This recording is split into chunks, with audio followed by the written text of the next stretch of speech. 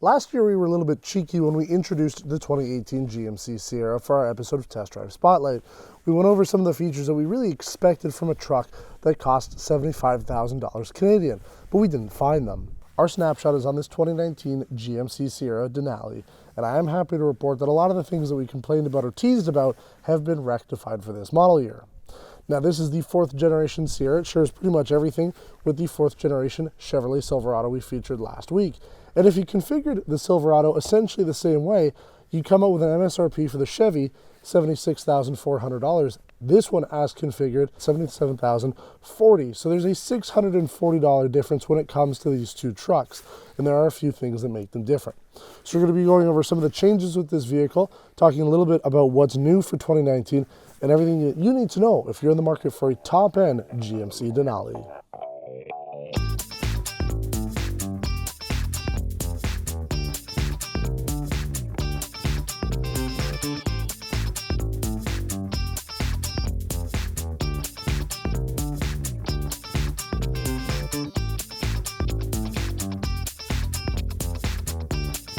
Now, I do recommend watching our Silverado video first. It does go over pretty much everything that's new for the 4th generation of General Motors pickup truck here.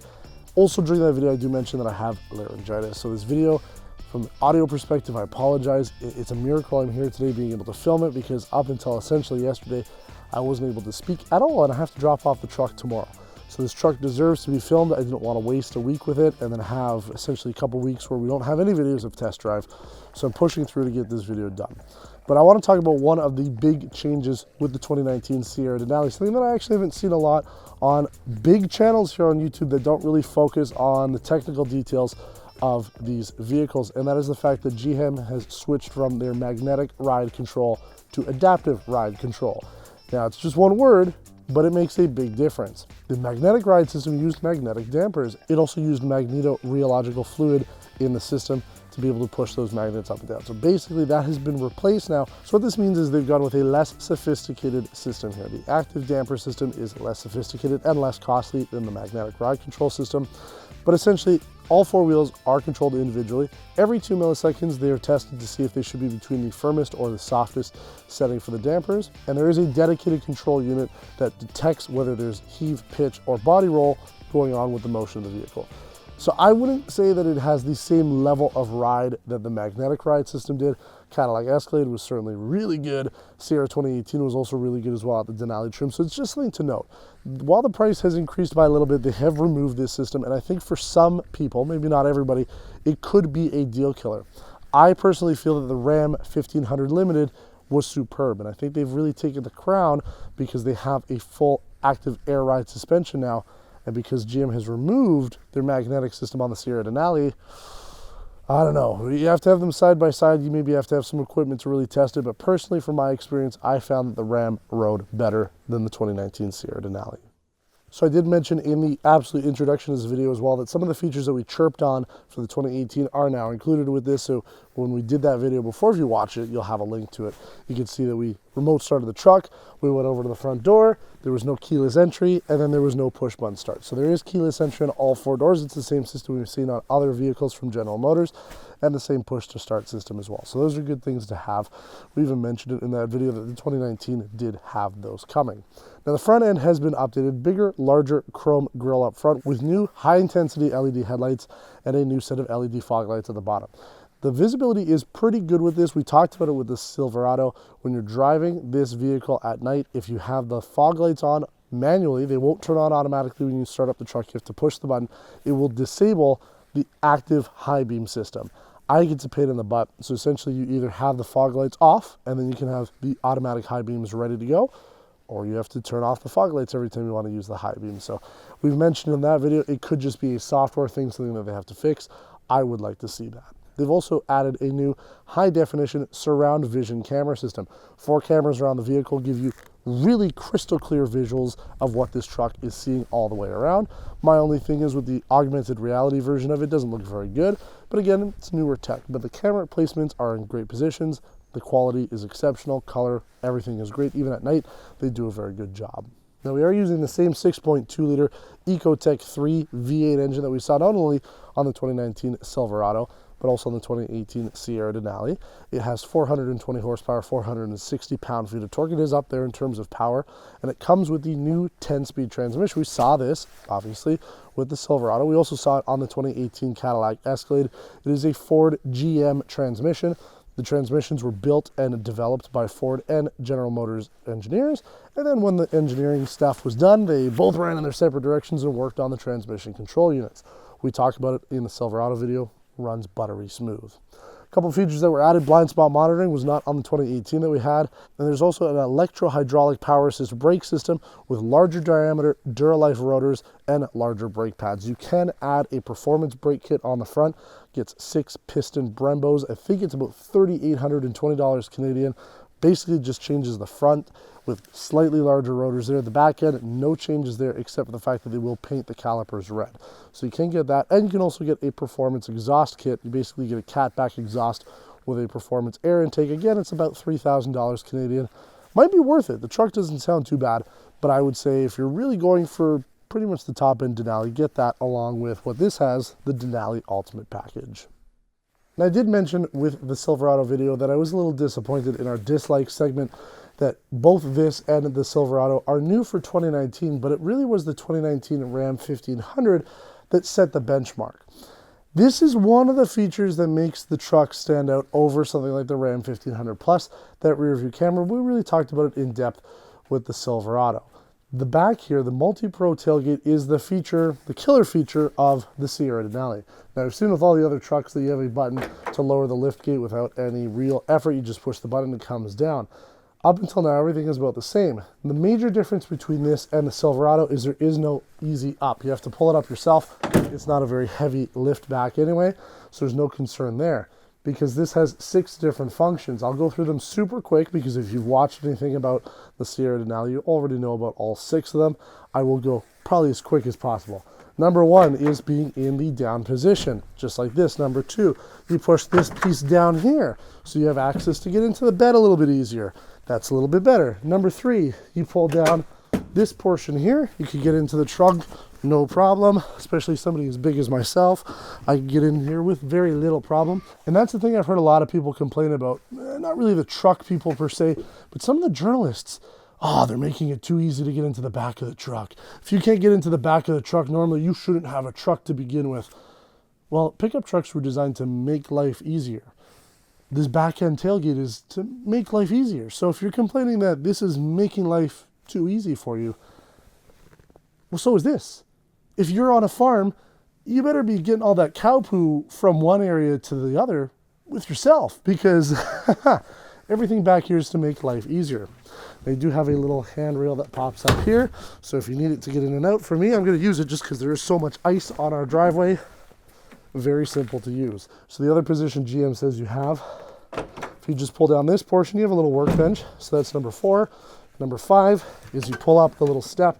So if you have larger or longer items, you want to be able to stop here, you've got that option. And then finally, the last one, you pull this down just like so, and you put your hand in here, you've got to stop here. So again, this isn't going to stop everything. If you have some small, short items that you have that's a little bit longer than your bed, then you can put this up. I would still tie it down, obviously, but it gets the job done. I think it's cool. I personally don't care what people complain about. I think it's a neat feature. But as I mentioned, because this is exclusive to the Sierra, the GMC version, you don't get it with the Silverado. So if you want the easier access trunk, the MultiPro tailgate, this is the way to go. If you want the easy open and close, you go with the Silverado. Now let's jump inside, talk about the features in there, and then we'll take it on our road test. This is the second time I'm recording this interior stuff because we ran out of space on our camera. But it gives me a good opportunity to kind of change what I wanted to talk about, even though none of my opinion has changed. Just the presentation of it. None of the videos I've watched, and again, I don't really watch a lot of videos online, but nobody else has really talked about that 2019 marks 20 years of the Denali nameplate. And I think it's important to talk about. 1999, GMC brought out the GMC Yukon Denali to compete with the new Lincoln Navigator. And then they really rushed through the first generation Cadillac Escalade. But this became the first luxury-oriented vehicle in the larger SUV segment for General Motors. The Sierra is certainly one of the most important ones because they sell so many of them. And it really is one of the few vehicles that has lasted at least the same way since 1999. The Yukon as well, but things like the Canyon, been added to the vehicle lineup. The Envoy was killed off, and then the Terrain and Acadia have both shifted in terms of what they are. So the Sierra is one of the very few vehicles that really still shares what the 1999s, like the Yukon, had in common. But what is it about the Denali that makes it so special? It has all the same features that we talked about with the Silverado. You've got the 15-inch color head-up display, 8-inch screen in the computer, 8-inch navigation system, heated and ventilated front seats, heated steering wheel, and some features in the back we'll talk about in a second. But aside from that, what makes this special? You've got the video rear view camera, you have HomeLink, you have Qi wireless charging, you have this dark walnut interior trim, and finally the headliner matches it. Last year it was a beige headliner. But does this still live up to what the Denali originally was? Even 10 years ago, you take a look, and the Denalis were having features that you couldn't get on things other than something like a BMW 7 Series or a Mercedes S-Class. But today, things like ventilated seats I can get on compact cars. Things like HomeLink, they're everywhere. Even the video rear view camera you can get on something like the Subaru Ascent. So there's a lot that you can get elsewhere. Does this still live up to the Denali the same way that it did 10, 15 years ago? That's what I'd like to see you comment below. Let us know. Does this truck still have the same oomph as it did when the Denalis were first new? Now, a couple other features I want to talk about quickly on the interior here to make this a little different over the Chevrolet version that we drove. You do have open pour wood along the center here in the door cards. Not a whole lot. You have the leather stitching again, something that we saw on the Chevy version, but I do like it in this dark walnut color. You also have this aluminum trim along the center here. You can feel it has a nice feel to it, nice texture to it. But aside from that, everything is about the same that we saw. Again, it's nothing to surprise you. So if you really want to know everything about it, check out the Silverado video. But one thing that we're very happy to talk about, because this is a snapshot, we're kind of comparing it to 2018, are the back seats. We complained that there was nothing back there. At least for 2019, now you have heated outboard seats. You have USB with USB-C charging, which is a nice plus, and you do have 2 air vents in the center console. Before, they were just underneath the front row seats. Now you have at least 4 vents of airflow, but we still find that there isn't enough airflow for people back there. So something that General Motors should really start to consider, because especially at this trim, you might be driving it on your own, but I think a lot of people are going to be buying this because they want an SUV alternative. They're going to have 4 or 5 people in the truck. You want to make sure that the people in the back seats are comfortable from a heating and cooled perspective. But again, is this really still what the Denali represents? And it's hard to tell. I mean, it still has that commanding presence on the road. People still recognize it, especially other owners of GMC products. You'll see the front grille, you'll see the sides that say Denali, and you'll know that it maybe means money. But is it the same money that it was 10 years ago? Let's take it on a road test, see what we can figure out, and maybe you and I can together determine whether or not this really still has that level of prestige that the original Denalis did 20 years ago. What can I tell you about the 2019 GMC Sierra Denali that we didn't really cover on the road with the 2019 Chevrolet Silverado? Well, there's not much. Both engines are the same, transmissions are the same.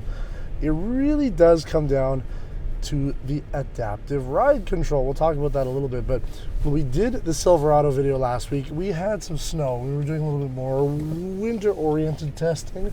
Wouldn't necessarily say it was full-on winter testing with it, but it did give us a bit of an idea of how it performed in that weather. Now, we didn't talk about really performance stuff when we did that, because obviously it was freezing cold and there was snow, and I don't want to crash such an expensive vehicle. But because it's been dry for a couple days now, even though it's like minus 4 with probably a wind chill of about minus 15 degrees Celsius, isn't too bad. We're going to warm up the tires a little bit, and then we'll try to do some performance testing with it. I wouldn't really say it's going to be the end-all be-all, but it'll give us a better idea of what this 6.2-liter engine can do, because it does sound pretty nice. I don't have a way to record it from the outside because the equipment will freeze off and get destroyed. But again, you can get that performance exhaust kit to get the catback exhaust system with the performance air intake for about $3,000. Probably help a little bit. And then I'm sure you can go into the custom aftermarket and just do whatever you want with it if you really wanted to. We talked a little bit about the 2-speed transfer case here. You do have automatic, which we're going to put the truck back into. Now you have 4-wheel high, 4-wheel low, and 2-wheel high. I've kept it in 4-wheel high most of the time just because the weather has been extremely bad, but the transfer case works very well. And then beside it, you wouldn't really know what it is because they don't label it very well, but there is what, at least if you were driving a Ford, looks like the trailer backup system, where you turn it depending on which way you're going. But in fact, this actually changes the mode for your drive. So if you start clicking it, you'll go into touring, sport mode, off-road, or the tow and haul mode. So we're going to put it into sport mode. I haven't really used it at all with the last 2 weeks with this. It essentially holds the gears a little bit longer. You still have a nice sound to it. So you do have the sport mode option. If you feel that for whatever reason the touring mode is a little sluggish for your needs, maybe you do have 5 people in the truck or you just want to show off a little bit, you can put it into sport mode. Now we're going around some of the corners here that we usually do with the sportier cars. And yeah, I mean, it certainly feels nice. The bumps are eaten up quite well. You go around the corners, there's very little body roll. Personally, right, the truck as well, it really stays level. And it helps with the adaptive ride control. It would have been nice if, you know, we had a 2018 Sierra Denali and we had them side by side. We could take it through the exact same course and see what the magnetic ride control can really do in comparison. But I think for the most part, it still gets most of what you want done. It's like adaptive ride control is just like the light version of magnetic ride control. Now I'm going to put the truck back into 4-wheel high mode because we are going to do a 0 to 100 kilometer start here. There's nobody around. My sensors are going off. We washed the car yesterday, and for some reason the parking sensors get a little confused. So we're at 0. We're gonna go. Holy shit! Whoa! That was insane. There we go, 100. So that was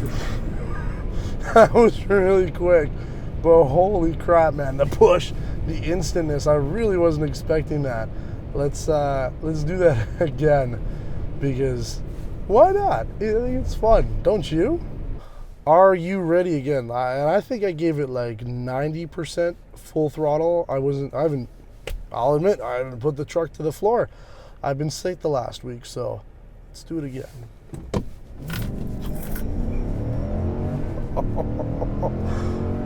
Oh man, 100. There we go. I didn't quite get it when we were doing the first time, but wow. Wow, you just get thrown back into your seat. That's insane. Oh boy, you do that all the time. I'm sure you're gonna break everything in the truck, but that is a lot of fun. So we're gonna put it back into automatic mode. We're gonna go back into touring mode for the drive mode because the fuel economy is probably not gonna take a huge liking to that. We're already not doing super well because we've been in town stuff for the most part. And it's very similar. Again, uses the same cylinder deactivation technology that we saw on the Silverado. It is the same drivetrain, everything, engine, transmission, rear axle, everything. The transfer case, it's the same thing that we saw in the Silverado. So if you want a little more information about it, you can go watch that video. But I hope you guys like that. I hope that you get the idea that, yeah, it certainly feels a little nicer on the road than the Silverado did. It is hard to really show that through video because, you know, I mean, it's a video, right? You can't really feel what I'm experiencing. You can see the expression on my face. You can hear the change in my change area here rolling around. You can see all of that, but it really does require you to actually feel it, to experience it, to know what it is about. So I hope you can see that there's a little bit of a difference over it. I personally prefer this over the Chevrolet, and I gotta say, I do like the Ram. I really, really like that Ram 1500 Limited. And even if they were the same price, I don't know. I mean, I'm seeing a lot of the Ram 1500s on the road, and I'm seeing a lot of the Ram 1500 Limiteds on the road. People are buying them. But if it really were my money and it were to come down to it, I think I would still take this. And it comes down to a name thing. Same reason why I said last year when we did the 2018 Cadillac Escalade that it is the king. It's not because it's the best. It's just that name recognition. And same thing with this. It doesn't quite have all the tech that I want out of a truck. The Ram had that. It doesn't have the same comfort. The Ram had that. But it's the name. It's a little bit of that prestige of having a Denali that really, for me, my first world problems here makes it all better.